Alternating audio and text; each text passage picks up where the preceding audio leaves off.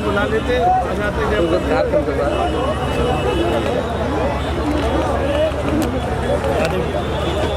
राधे राधे।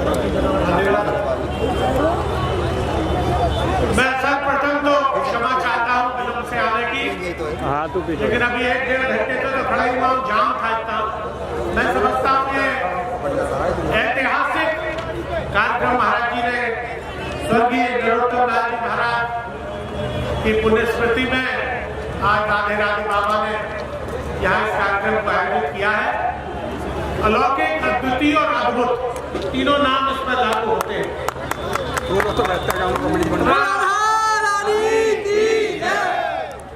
मैं नहीं समझता इससे पूर्व में कार्यक्रम तो बहुत हुए, आज गाँव करते हैं, कोई 84 गाँव करता है।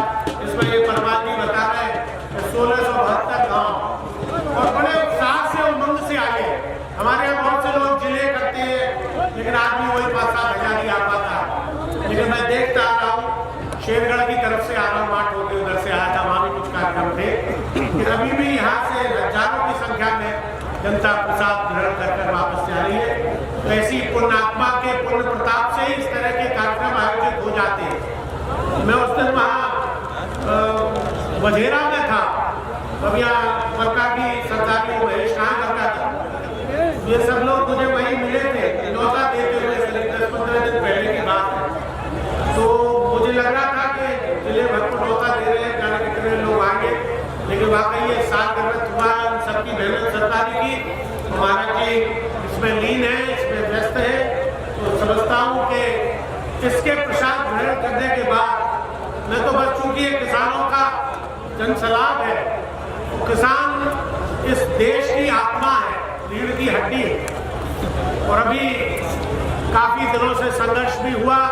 मैं तो बस इंद्र भगवान से यही प्रार्थना करता हूँ कि इनकी जो फसल यहाँ पर लहरा रही है, देखता रहा था, लाहा इतना जोरदार है, गेहूँ इतनी बढ़िया वृद्धि कर रहा है। मैं भी किसान हूँ, इसलिए सब जानता हूँ।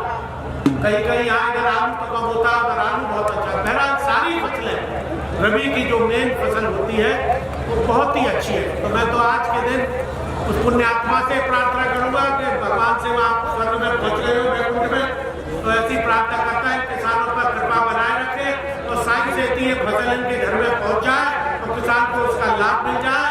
और ये जो कानून बनाया था उसमें किसान की उपज का जो MSP पे कानून है, ऐसी हमारे प्रधानमंत्री जी और सरकार को भगवान सद्बुद्धि दे कि इनका कानून बना दे।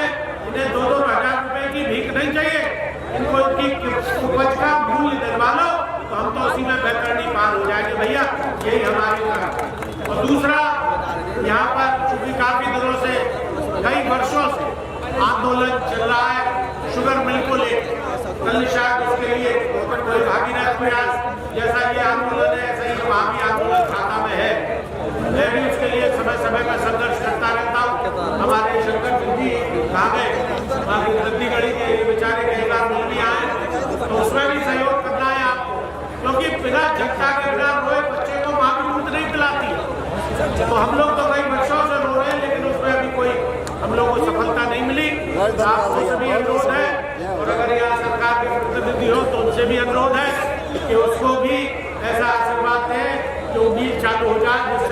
देखिए, मैं भी किसान हूँ, इसलिए मुझे मालूम है धान निश्चित रूप से 3 फसलें होती हैं, तो धान से किसानों की आर्थिक स्थिति अच्छी हुई है, सुधर हुई है, पैसा आया है किसान। 3 फसल मेरे स्वर्गीय नाना व नैनी से एग्रीकल्चर का कोर्स करके आए थे, आज से करीब 50-60 साल पूर्व।